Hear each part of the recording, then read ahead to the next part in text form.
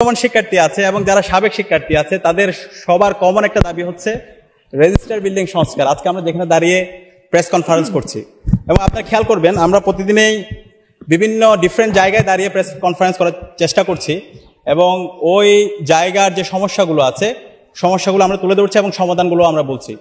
তো আজকের যে রেজিস্টার বিল্ডিং আমরা দাঁড়িয়েছি সেই রেজিস্টার বিল্ডিং এর যে লাল ফিতার দূরত্ব, যে আমলাতান্ত্রিক জটিলতা, যে হ্যারাসমেন্ট, এটাতে পড়ে নাই ঢাকা বিশ্ববিদ্যালয়ে ওরকম একজন শিক্ষার্থী আমরা খুঁজে পাবো না।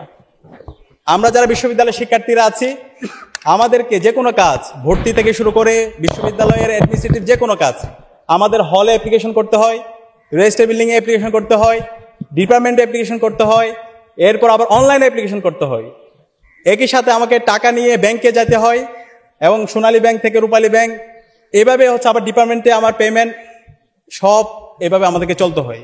এবং যখন আমরা সব কাজ সম্পন্ন করে রেজিস্টার বিল্ডিং এ আসি তখন আমাদেরকে বলা হচ্ছে লাঞ্চের পরে আসেন, লাঞ্চের পরে যখন যাই তখন বলে যে আগামীকাল আসেন। এভাবে চলছে আমাদের রেজিস্টার বিল্ডিং।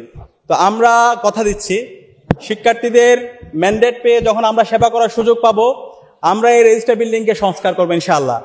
রেজিস্টার বিল্ডিংকে আমরা পেপারলেস করব।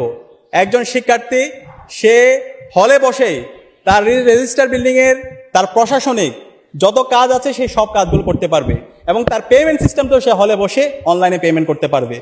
এবং একই সাথে যারা আমাদের অনেক শিক্ষার্থীরা বিদেশে পড়তে যায়, এই যারা বিদেশে পড়তে যায় তাদের সার্টিফিকেট উত্তোলন করা, বাইরের ইউনিভার্সিটিতে মেল করা, এই কেন্দ্রিক তাদের হ্যারাসমেন্টের মধ্যে যেতে হয়।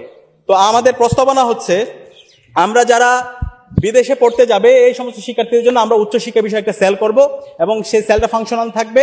ওই সেলের মাধ্যমে অনলাইনে অ্যাপ্লিকেশন করে শিক্ষার্থীরা সব ধরনের ফেসিলিটিগুলো তারা পাবে। এবং একই সাথে এই রেজিস্টার বিল্ডিং এ যদি আমরা দেখি রেজিস্টার বিল্ডিং এ তৃতীয় শ্রেণী এবং চতুর্থ শ্রেণীর কর্মকর্তাদের জন্য বড় বড় বিল্ডিং হয়, তাদের অনেক সুযোগ সুবিধা দেওয়া হয়, তাদের অনেক রাজনীতি আছে এখানে, কিন্তু তাদেরকে বিশ্ববিদ্যালয় যেভাবে প্রায়োরিটি দেয় আমাদের শিক্ষার্থীদের, আমাদের ছাত্রদের যে আবাসন সংকট সেটা নিয়ে কোনো মাথা ব্যথা নাই। এবং বেশিরভাগ এখানকার স্টাফরা তাদের কোনো ধরনের কাজহীন ছাড়া তারা রাজনীতি নিয়ে ব্যস্ত আছে। তো সে জায়গা থেকে আমরা যখন এই রেজিস্টার বিল্ডিং কে ডিজিটালাইজেশন করব, একই সাথে আমাদের শিক্ষার্থী যারা আছে, আমাদের ছাত্রছাত্রী ভাই বোনরা যারা আছে তারা এখানে পার্ট টাইম চাকরির সুযোগ পাবে এবং এই পার্ট টাইম জবের মাধ্যমে তার এক্সপিরিয়েন্স গ্যাদার হবে।